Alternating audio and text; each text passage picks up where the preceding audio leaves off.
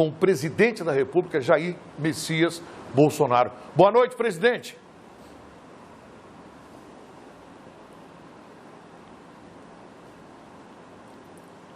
Boa noite, presidente.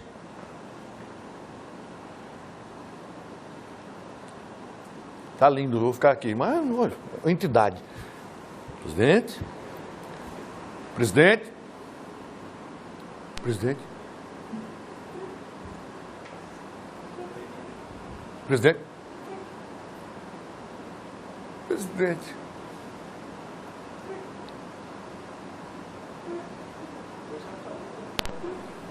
Vamos, nesse momento, falar com o presidente da República, Jair Messias Bolsonaro. Boa noite, presidente. Boa noite, eu fiquei na apresentação falar contigo. Se der um volumezinho para mim aqui, vai ser sensacional. Eu não estou ouvindo o retorno do presidente.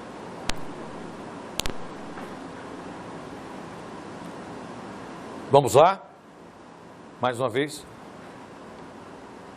Presidente, primeiro, muito obrigado por sua entrevista, muito obrigado mesmo. Eu não estou conseguindo ouvi-lo, Tecnicamente aqui a gente está tentando resolver. Um assunto que tem gerado muita polêmica é o isolamento social, né? E muita gente é favorável, inclusive algumas autoridades no mundo colocam isso como condicionamento no combate à Covid-19. Mas há também uma preocupação muito grande com relação à economia do país. O que o pessoal tem falado é que a saúde importa mais que a economia e que o senhor estaria mais preocupado com a economia do que com as vidas. Isso é verdade, presidente? Siqueira, não procede. Nós temos dois problemas pela frente do momento. É o malefício do vírus e o malefício do desemprego. Você não pode tratar isoladamente essas duas questões. Um lado, o Ministério da Saúde está tratando, no meu entender, corretamente o assunto. Alguns acertos foram feitos agora no final de semana no encontro com vários ministros. O da saúde. Você não pode impor esse isolamento, como alguns estados impuseram, de forma quase que eterna. As primeiras vítimas dessa forma de isolamento, e tem um limite para acabar, não pode durar muito tempo, foram exatamente os informais. É aquele cara que está na rua, está nos estádios de futebol, agora não está indo porque não tem o jogo de futebol, tudo bem, mas é o que está aí fazendo o seu bico. Com problemas de circulação de transporte coletivo, com proibição de qualquer tipo de atividade econômica para essas pessoas, o desespero começou a bater na porta deles. O que eles tinham de economia já se foi. O que se tinha na geladeira já se foi.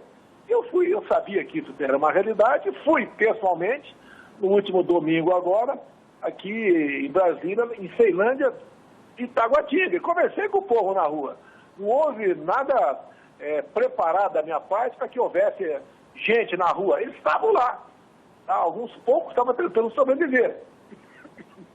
E conversei com muita gente nesse sentido.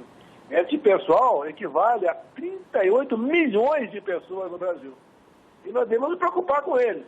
A boa notícia, hoje, o Senado aprovou, depois da Câmara, um abono de R$600 para exatamente esses informais.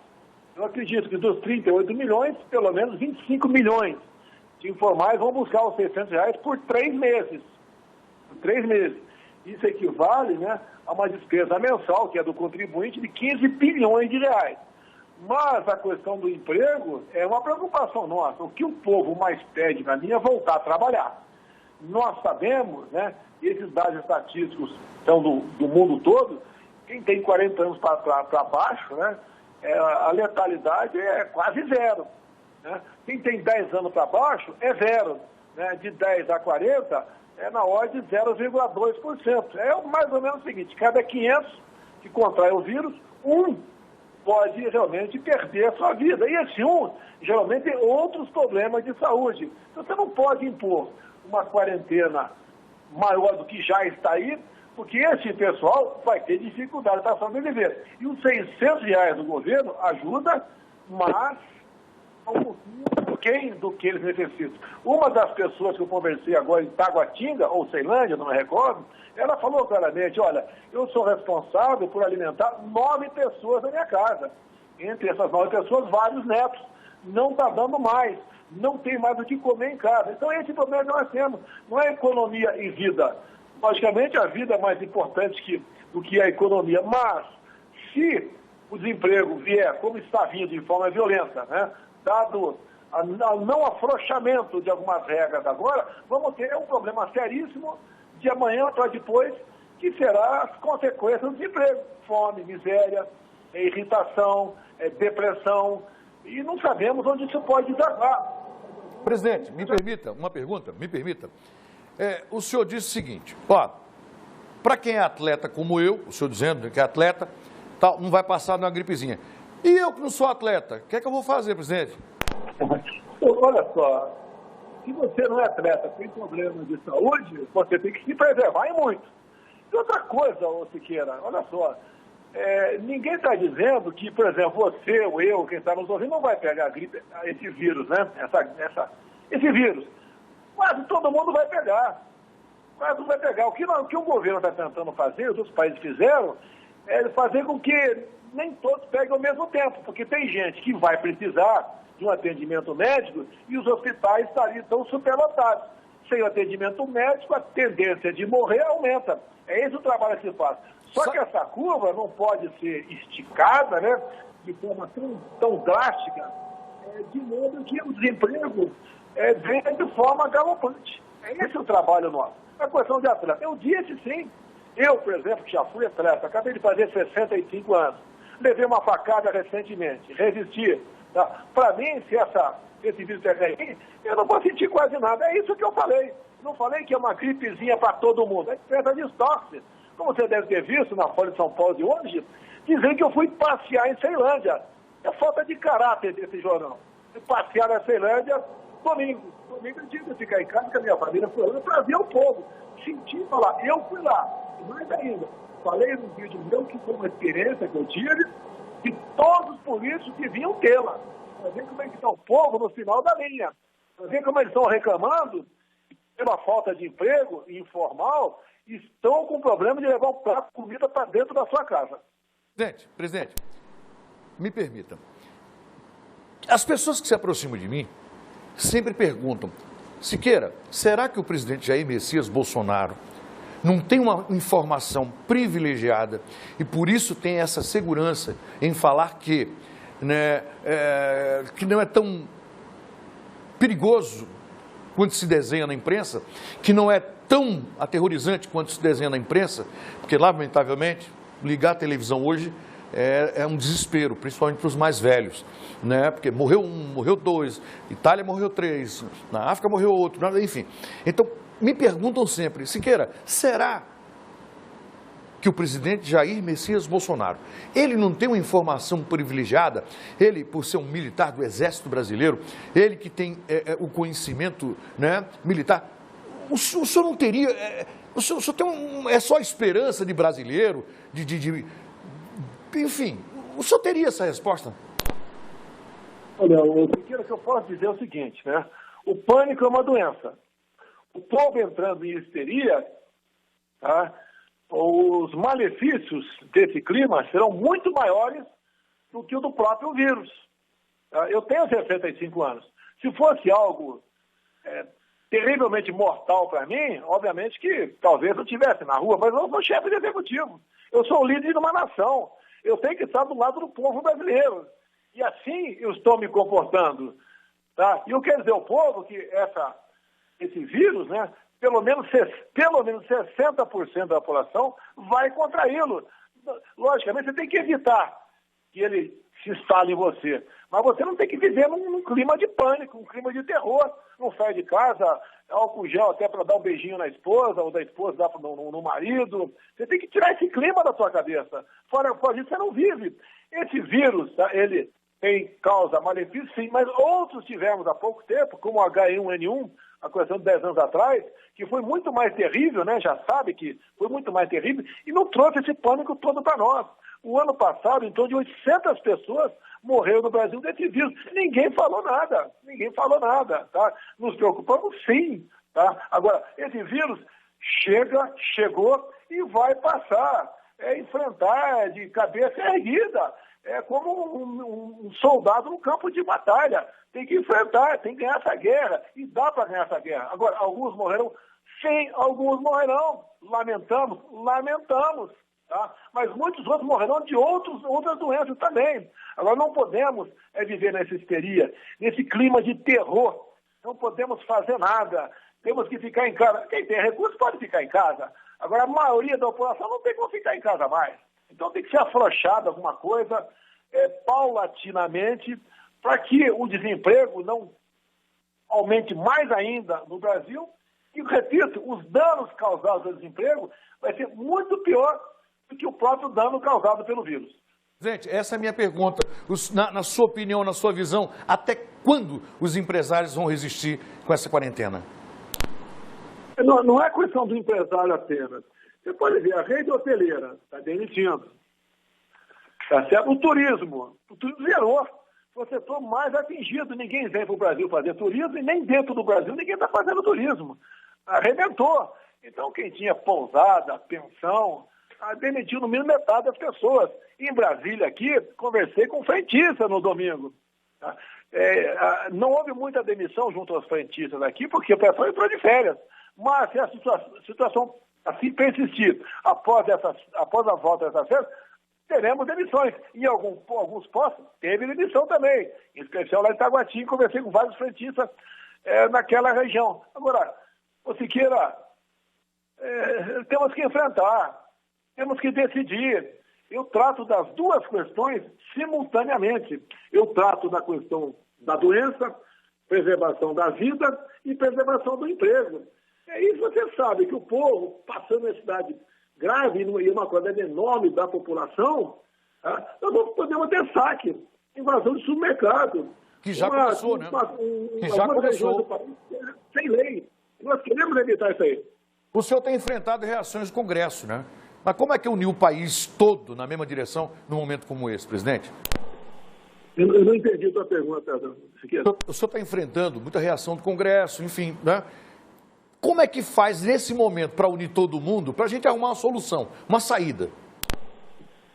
Olha, alguns problemas que tem no Congresso não são de agora, desde quando eu assumi o governo.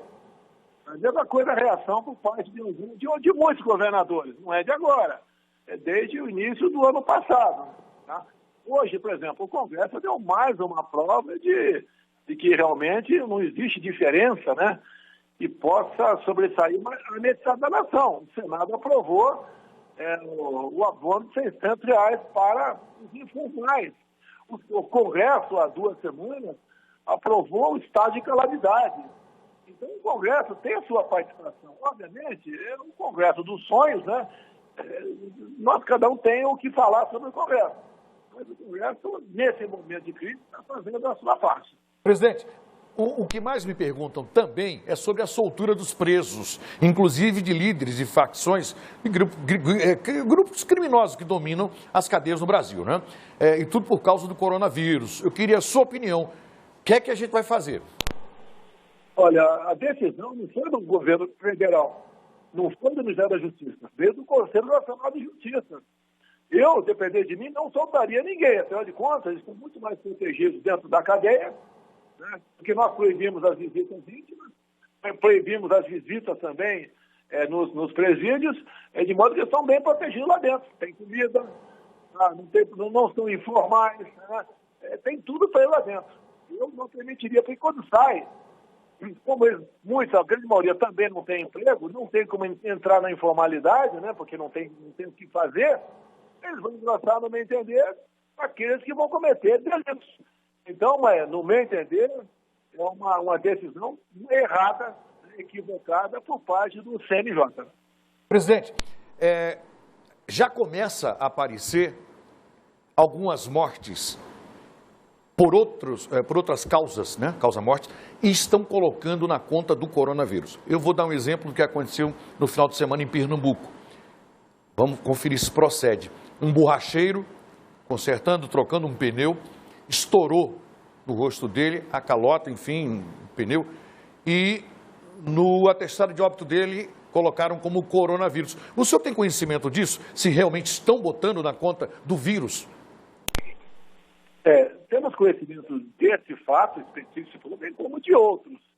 Parece que há interesse por parte de alguns governadores em inflar o número dos óbitos vitimados do vírus, que daí daria mais respaldo para eles, talvez pedir mais recursos ao governo federal, para justificar as medidas que eles tomaram, né, para dizer, olha, se não tivesse tomado essa medida aqui no meu estado, a crise seria mais grave, mais gente teria morrido. Agora, nós sabemos que um óbito, né, não pode ser lavrado dessa maneira. Agora, por outro lado, você vê no atestado de óbito, nós vimos várias infidelidades. E a imprensa, ou o próprio governo, pega aquilo, finalmente. Tá? E entra como Covid-19. Isso não dá certo, fazer. Isso é uma prática que está sendo usada por política, mas para fazer politicagem e justificar as medidas equivocadas que alguns governadores ou prefeitos tiveram nessa região. O ministro Paulo Guedes, né, ele acredita, ele está muito confiante, graças a Deus que está, né, e precisamos ser confiantes, que o Brasil se recupera em menos de um ano. De um ano, depois dessa crise toda. O senhor também está confiante? Olha, conversei com ele hoje sobre essa questão. As medidas tomadas por ele, olha só, pode chegar, somando tudo, por volta de 800 bilhões de reais. Tá? Falou alguma coisa reservadamente, me permite não te dizer, tá? Mas o que ele expôs para mim hoje, essa possibilidade de recuperar em um ano, né, a economia é possível. Nós daqui, quando acabar essa crise, né, mais um ano, voltarmos ao estágio que estava em janeiro agora. Isso é possível, sim. Afinal de contas, como eu conversei com o Tarcísio hoje da infraestrutura, né, os nossos portos, né, cresceram 20% agora nesse último mês de fevereiro. Cresceram 20% com a questão do vírus aí presente.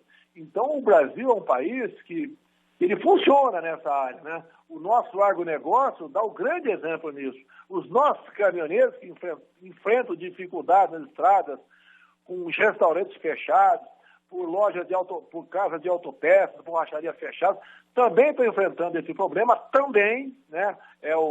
No meu entender, medidas exageradas por parte de alguns governadores e alguns prefeitos, mas tem mostrado que a nossa economia está reagindo. Agora, aqui dentro, nós sabemos que eu não tenho o número exato, mas, por exemplo, venda de carro deve ter caído 50%. Tá? Vários restaurantes, caiu aí 90%. Turismo, caiu 1%. Tá? Outras atividades, caíram um pouco menos. Eu tenho visto, se queira acredite, a polícia indo prender um barbeiro que estava cortando o cabelo do vizinho dentro de casa. Esse é absurdo. Chegou para mim informações, vimos fotografias do prefeito que resolveu botar caminhões de terra na entrada da cidade, para ninguém entrar na cidade dele. Se uma grávida tiver que sair para ir para o hospital, não vai sair. Se alguém sofreu um infarto, não vai sair da cidade também. Vi também um município do Rio de Janeiro que o prefeito determinou: carro de placa de outra cidade não circula na minha cidade. Tá?